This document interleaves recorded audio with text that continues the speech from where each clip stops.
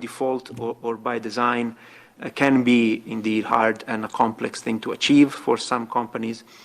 So would requiring vendors to, quote, make it easy to update their product, quote, instead be helpful? So if you can't necessarily put on the market something that already ticks all the boxes when it comes to security by design, would instead a more kind of a facilitated update, a facilitated,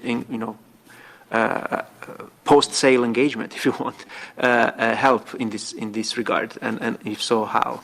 So maybe because, Serge, this was addressed to you, maybe you want to go first, and then we go to Clara, and then Anastasia, and then we wrap up. So thanks a lot. That's a very good question and a very timely question indeed, because I really do feel we quite often have this tendency to put the whole burden on the user. It's kind of the stupid user who clicked on that phishing mail, or the evil person who forgot to update her phone or something like this.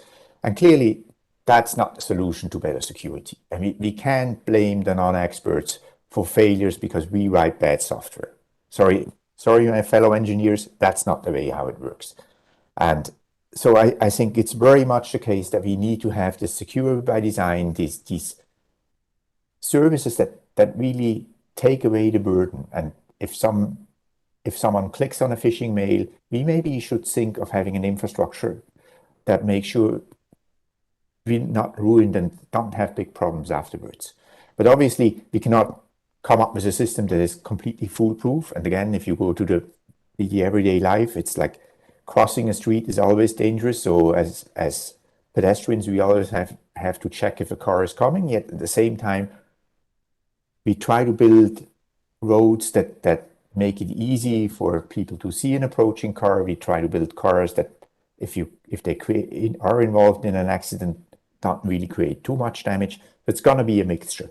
But I'm 100% on this, take away the responsibility for security from the end user. Thank you.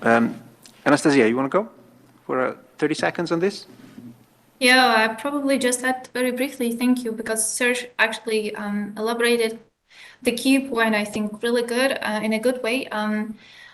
Those who ask this question, maybe you could also be interested in studying a little bit more the OECD papers on that, on digital security, because they've been discussing this quite extensively also from an economical point of view, because it's not really possible and it's not really a sustainable solution just to update the technology and give up on the previous product in a smartphone or any other technology is not again as sustainable. So there's a lot of the myriad of other issues like the end of life and the life gap, and how all of those issues could also be tackled to ensure the smooth, secure, and safe use for the end users of that particular technology.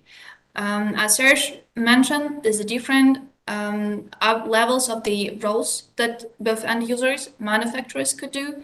And I think that, again, I would really refer to the existing work that has been done by the OECD. I think it will be really, really helpful to dig a little bit further in this topic. Thank you. Clara, before I come to you, I just wanted to then invite all of the other speakers to take this last question as an opportunity to wrap up, because we need to break, unfortunately. But an interesting question was came from the audience, which is on the